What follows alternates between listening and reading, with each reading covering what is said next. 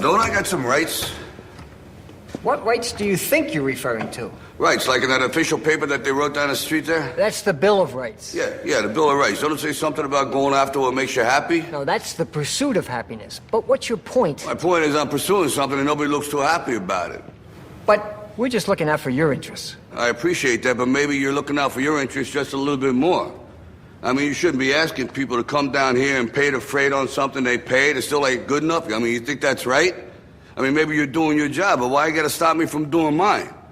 Because if you're willing to go through all the battling you gotta go through to get to where you want to get, who's got the right to stop you? I mean, maybe some of you guys got something you never finished, something you really want to do, something you never said to somebody, something.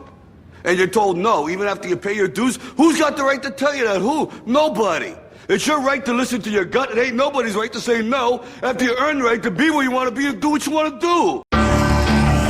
Let's go.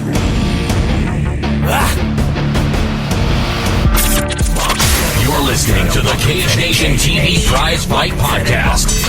Coming to you from the Candid Cameron Studios in State College, Pennsylvania. Here's your host, Albert Cameron. Thank you for joining us for the Prizefight Podcast this week. I'm your host, Albert Cameron, and I love coffee more than Floyd Money Mayweather loves, well, money. This has been one of the single weirdest weeks in all of combat sports that I've experienced in quite a few years. Tuesday was capped off with Murat Gassiev knocking out Jordan Schimmel in a knockout that has not popped me out of my seat in quite a few years. That was really something to see, and it happened on a Tuesday. You hear the Friday night fights, you hear the Saturday night fights, but a Tuesday.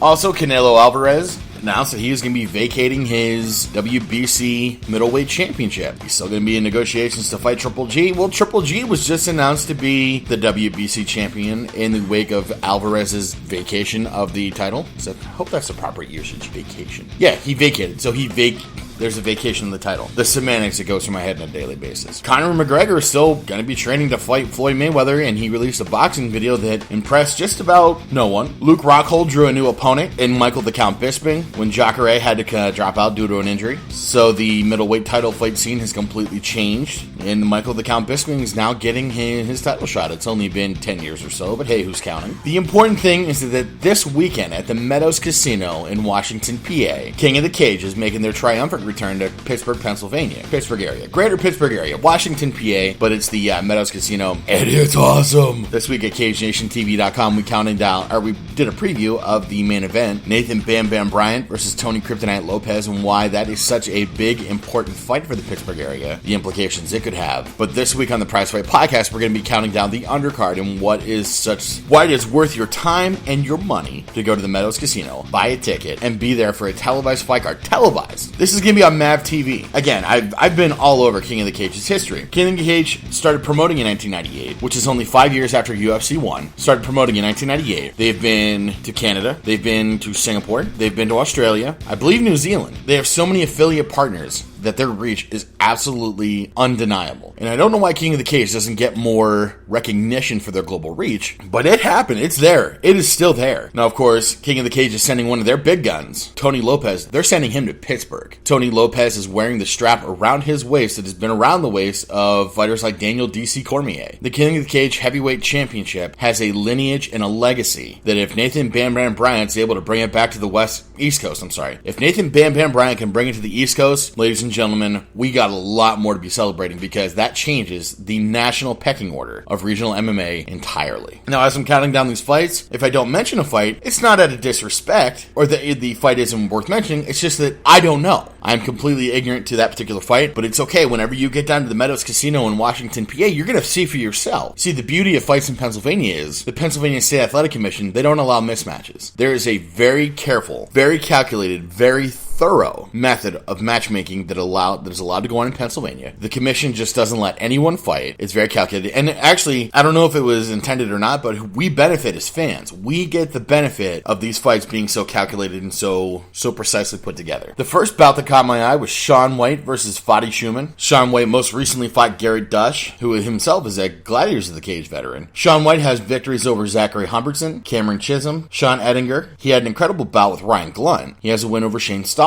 Now, Fadi Shuman just recently had a bout for Pinnacle FC. Fadi Shuman didn't get the W that day. However, Fadi Shuman knows how to dole out an ass-kicking just as good as he knows how to get one. Before coming to Pittsburgh, and Fadi Shuman hasn't been fighting in the direct Pittsburgh scene long. He only has 2 bouts in Greater Pittsburgh, both for the Pinnacle FC Fighting Championship. Before that, Fadi Shuman has been taking names in the Ohio area, specifically the NAAFS out of Ohio. The NAAFS, of course, was where Cody No Love Garbrandt got his start, Tyler the Daywalker Saltzman, multiple names. So what's happening is when you go from one fight circuit to another, there's a feeling out period. There's a period of things are changing. My environment's different. I need to train a little bit different. The competition may be a little bit stiffer. It's competition I'm not used to. That's what Fadi Shuman is going through right now. Fadi Shuman is a mat factory fighter. When you say mat factory fighter, a couple names come to mind. Chris Dempsey, Dominic Mazzata. Fadi Shuman is cut out of that same cloth. I'm really thinking, by seeing his record, Fadi Shuman is about to come in his own in a big way. Fadi Shuman's about to hit his stride, and it's going to be explosive. Now, if he were to hit that stride in the middle of King of the Cage Blood Enemies, May 21st at the Meadows Casino, he's not going to be able just to walk over Shaun White. Shaun White is going to give Fadi Shuman an incredibly tough fight, because that's what we do in Pennsylvania. We have incredibly tough fights. We have fighters who leave it all in the cage. This is going to be one of those fights where 2 guys are going to really come into their own. One of them is going to walk away winner, and I've been around fights. I've certainly been following King of the Cage a very long time. It is impossible for me to say which one's going to walk away with the W at Blood Enemies at King of the Cage. Speaking of guys with incredibly strong wrestling backgrounds, Francis the Mad Dog Healy is going to be making his King of the Cage return against Pedro Velasco. Of course, Healy is the hometown favorite. He is,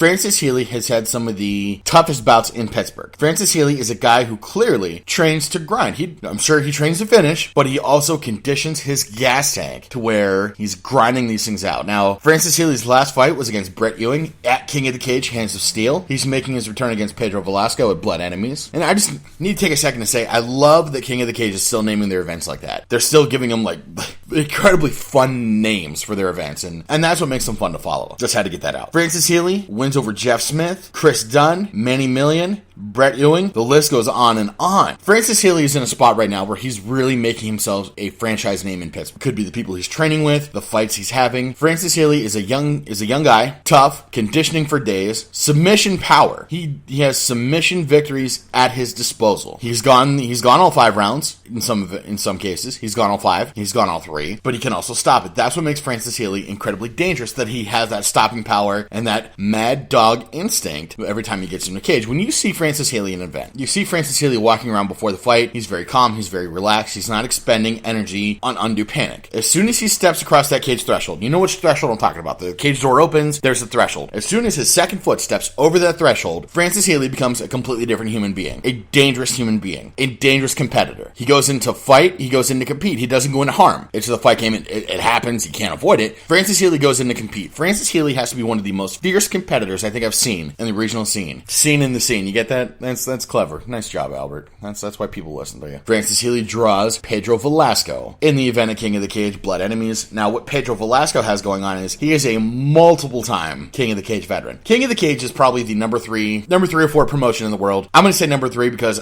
you know my thoughts on World Series of Fighting. King of the Cage has longevity behind him. In order to fight for King of the Cage, you have to be, and there's no simple way of saying it, you have to be a certified badass. To get multiple fights in King of the Cage, you can prove that 1, you got a winning record, 2, you are that certified badass, and that a promotion with a television platform like they have on Mad TV, on their reach on UFC Fight Pass, you have to be proved that you are exciting to watch and that you are worth King of the Cage's time. Pedro Velasco is worth King of the Cage's time. He's fought at King of the Cage, Aerial Assault 2, Headhunter, Blood Enemies. Like, he was going to be fighting Francis Healy at Blood Enemies. He fought at Total Dominance. Now, here's what makes Francis Healy versus Pedro Velasco incredibly interesting. Both these guys are ground fighters. And when you get 2 ground fighters like that, as mixed martial arts has progressed in the United States, we've come to appreciate grappling wars. That's why you watch the Eddie Bravo Invitational on Fight Pass. That's why jiu-jitsu schools have been popping up all over the place, because we appreciate ground wars. Before, if there was a ground war, we were getting bored with it. I mean, I can remember watching early UFC events where, 2 great ground tacticians were on the ground,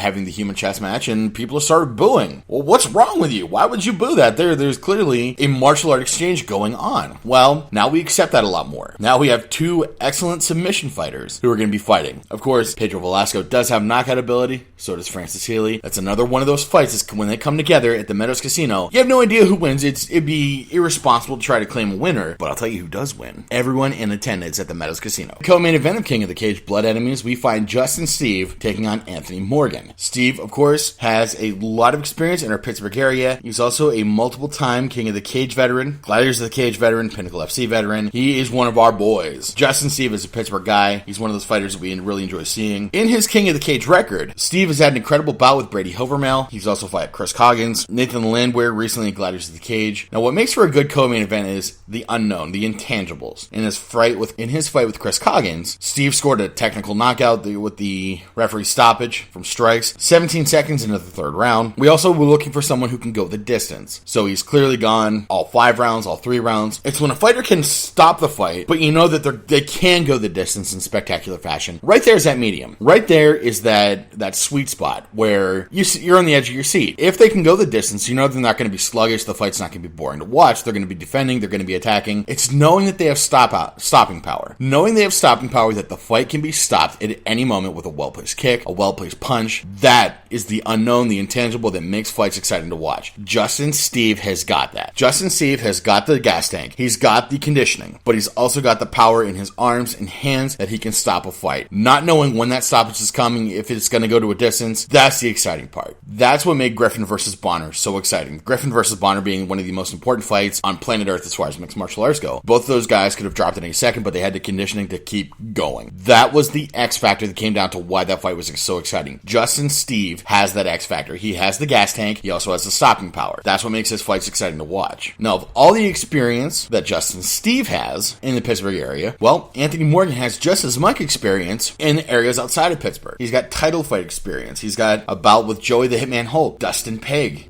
being a UFC veteran, Josh Baker, Kamal Worthy, Tim Goodwin. He has fights and experience, and he has the same thing going for him that Justin Steave has. He has conditioning. He can go the distance. He can pull out wins in the distance, but he also has fight stopping power. This is one of those fights where you need to watch it closely. If it stays on the feet, there's always the opportunity that it's going to go the distance, and that's fine. But it also has the X factor that if it stays on the feet, someone could get separated from consciousness. A knockout could land from either side. It could be a back and forth. If it goes to the ground, the fight could go the distance, and that is okay. But both of these guys are ground tacticians enough where the fight could be stopped. There could be a submission. There could be a surprise submission, and it could be glorious. A lot of the times we will sit down and watch fights because we know there's a grudge. There's a feud. Guys are contenders. There is gold to be gained. There is ranking position to be obtained. And then there are times where you watch a fight because you just don't know. Both guys come in with a decent reputation. They're crossing paths for the first time. What could happen? We don't know. That's what makes this fight, this co-main event at King of the Cage Blood Enemies, so truly exciting to watch, is that these guys have that X factor, the intangibles, the unknown, that we don't know how that fight's going to go, but we do know a couple things. We do have a couple variables already in the bag. 1, Pennsylvania won't allow mismatches. 2, someone's got to win, and both of these guys have won in spectacular fashion. And 3, it's King of the Cage. King of the Cage has been promoting since 1998. I think I've said that. They don't put fights on TV because because it's a guaranteed boring fight to watch. They put fights on TV because guys have proven themselves. They have just enough experience to where it's unknown, but yet it's going to be really exciting. I'm actually really looking forward to Justin Steave versus Anthony Morgan. In the main event of King of the Cage Blood Enemies, we have Nathan Bam Bam Bryant versus Tony Kryptonite Lopez. And head on over to CageNationTV.com. You can check out my in-depth analysis, but what it really comes down to is King of the Cage Gold. Stipe Miocic was just crowned UFC heavyweight champion. Let's count that the World Series of Fighting, their heavyweight championship, there's only been 2 and nothing spectacular. Bellator just stripped their heavyweight champion, so we can take those 2 out of the equation. That makes King of the Cage's heavyweight championship the number 2 most important in North America. Number 2. And I only say number 2 because it doesn't quite have the lineage and legacy that the UFC title does. But they have similar champions. Daniel D.C. Cormier was a King of the Cage heavyweight veteran. This title has so much prestige, so much, I don't want to say notoriety, but so much prestige is the word I'm looking for. It has so much prestige. So many incredible title fights have happened over that single strap. King of the Cage is based out of Rancho Cucamonga, California. They are sending their heavyweight title to Pittsburgh. that was incredibly exciting. Tony Lopez has some of the biggest high-profile fights that regional MMA could ask for, period. And the fact that they're sending him to Pittsburgh, that's making a statement. And here's what I haven't figured out. I haven't figured out if it's a statement that Nathan Bam Bam Bryant is that much of a hot commodity heavyweight, because he is. He is. In the Pittsburgh area, Nathan Bam Bam Bryant is the hottest commodity in unsigned heavyweights. As soon as Adam Milstead was signed by the UFC, that put Nathan Bam Bam Bryant in number one. They could have said, we'll give you a title shot, Bam Bam, but we're making you come to California. No. They're sending Tony Lopez to Pennsylvania. So it's either making a statement that, one, Nathan Bam Bam Bryant is that much of a hot commodity, which he is, or number two, they want to make a statement in Bam Bam's backyard. Bam Bam's from West Virginia. They want to make a statement by sending their big gun to Pennsylvania.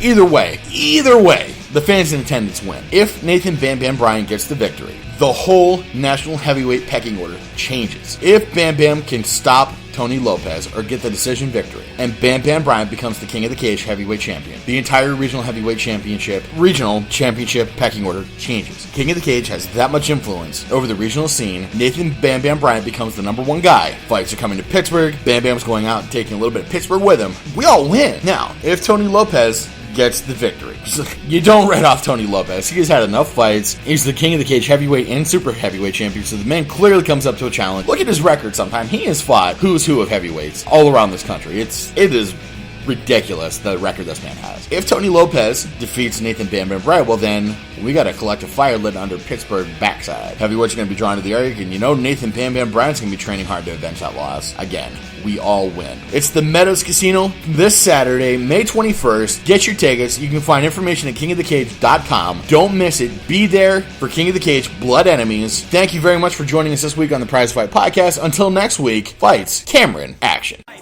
Thank you for tuning in to the Cage Nation Prizefight Podcast. All rights reserved, 2015-2016 Planetary Sports. The Prizefight Podcast is part of the Cage Nation Broadcast Network. For more information, visit www.cagenationtv.com.